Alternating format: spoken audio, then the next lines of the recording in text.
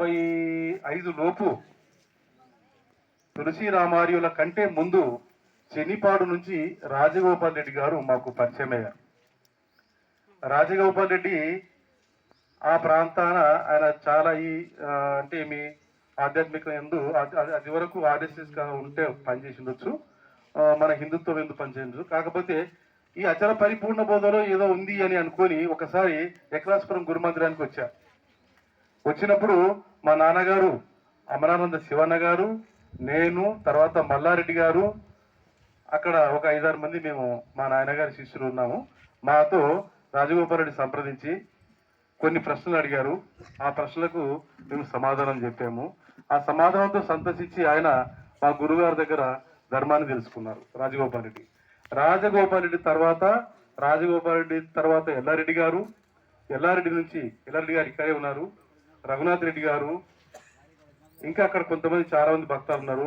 వారితో పాటుగా అప్పుడు తులసిరామయ్య గారు అక్కడికి వచ్చారు. ఒకసారి ఎక్లాస్పురం గురుమందిరానికి వెళ్ళాలని తులసిరామార్యులు నడుచుకుంటూ ఐజ నుంచి ఎక్లాస్పురం గ్రామానికి పోతుంటే నేను మోటార్ సైకిల్ వేసుకుని అటువైపు పోతున్నా. ఎవరు నడుచుకుంటూ పోతున్నారు అని చెప్పి నేను మోటార్ సైకిల్ ఆపి, ఎవరు మీరు నడుచుకుంటూ పోతున్నారంటే, నా పేరు తులసయ్య, నాది బూర్దిపాడు గ్రామము, నేను ఎక్లాస్పురం పోతున్నాను. అంటే ఏం పని ఉంది నీకు అన్న, నాకు తెలియదు కదా, పరిచయం లేదు కదా. అంటే గురుమందిరానికి పోతున్నా అంటే, గురుమందిరం మేము ఉంటాం కదా అంటే, ఎందుకు వస్తుందంటే పూజ ఉందంట కదా అక్కడ అంటే, పూజ ఉంది రండి కూర్చోండి. అప్పుడు నాకు తొలి పరిచయం. ఆ రోజు నేను బండి మీద పోతుంటే, నడుచుకుంటూ పోతుంటే ఎక్కించుకున్నప్పుడు తులసిరామార్యులు తొలి పరిచయం. అట్లే బండి మీద మాట్లాడుకుంటూ గురుమందిరానికి పోయినాము. తర్వాత వారు కూడా బోధ తెలుసుకున్నారు. ఆనాటి నుంచి కూడా అంటే దాదాపుగా 30 సంవత్సరాలు పైబడైంది వారితో కలిసిమెలిసి మేము ప్రయాణం చేసినాము. అయితే వారు తులసిరామార్యులు భక్తిపరులు, క్రమశిక్షణ, కళాకారులు. ఆయన డోలకు కొట్టినా చాలా మధురంగా ఉంటుంది. తర్వాత తబల కొట్టిన, హార్మోనియం చేసిన, గానము చేసిన, మాల్కౌస్ అంటే ఏంది, బీప్లాస్ అంటే ఏంది, శివరంజన్ అంటే ఏంది, మోహన్ అంటే ఏంది అంటే కళ తెలిసినవాడు. కళతో పాటుగా బ్రహ్మ విద్య నేర్చినాడు.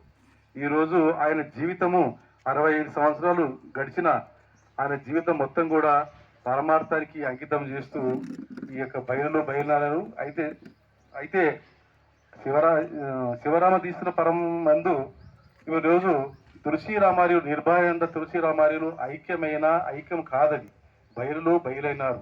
తులసిరామార్యులు మొట్టమొదట ఏ స్వరూపమో ఆ స్వరూపము తెలుసుకొని వారు అలాగే ఉన్నారు. లేనిది పోయింది, అంతేగాని ఎవరు పోలేదు. ఇక్కడ ఎవరు కూడా గురుమార్గం తెలుసుకున్న వాళ్ళు ఎవరు కూడా పోరు. తన మూల స్వరూపం ఏదైతే ఉందో అది ఉన్నదా లేనిదా, ఉండేది ఏది అది తెలుసుకోవాలి. లేనిది పోతుంది, ఉండేది ఎప్పటికుంటుంది. కాబట్టి ఎవరు దుఃఖించాల్సిన అవసరం లేదు.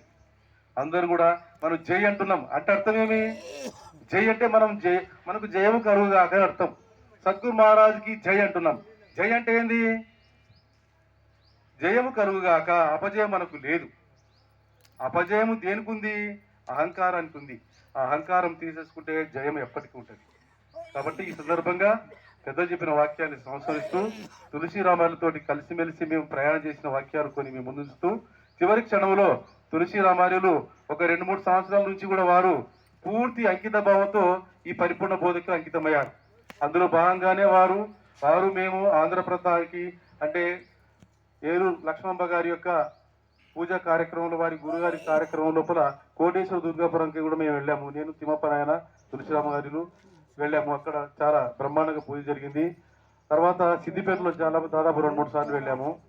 ఇక మక్తల్లో మన విశ్వనాథ్ సింగ్ గారు వారి ఆధ్వర్యంలో పూజ జరిగింది. నారాయణపేటలో ఆ కార్యక్రమానికి వెళ్ళాము. మక్తల్లో జరిగింది. ఇట్లా తిరుగుతూ ఉంటే ఆయన ఒకసారి నేను పుస్తకం ప్రింట్ చేయించాలి బాగుంది అంటే, మా నాన్నగారు మా తాతగారు ఒక పుస్తకం మా ఇంట్లో ఉంది, అది నిర్వచన స్వరదర్పణం అని పాతబడింది. ఆ గ్రంథం చాలా అమూల్యమైనది, నేను ప్రింట్ చేపిస్తానంటే వాళ్ళు విరాళాలు సేకరించి పుస్తకాన్ని కూడా ప్రింట్ చేయించి ఈరోజు మన ముందు ఉంచారు. ఈ పుస్తకాలు కూడా ఈ సందర్భంగా తులసిరామార్యుల యొక్క జ్ఞాపకార్థంగా అందరూ కూడా మీకు వస్తుంది, మీకు ఇస్తారు. అందరూ కూడా ఈ పుస్తకాన్ని తీసుకొని అందులో ఉన్న సారాంశాన్ని గ్రహించవలసిందిగా కోరుతున్నాము. ఈ సందర్భంగా నాకు తెలిసినటువంటి విషయాలు మీ ముందు ఇచ్చాను.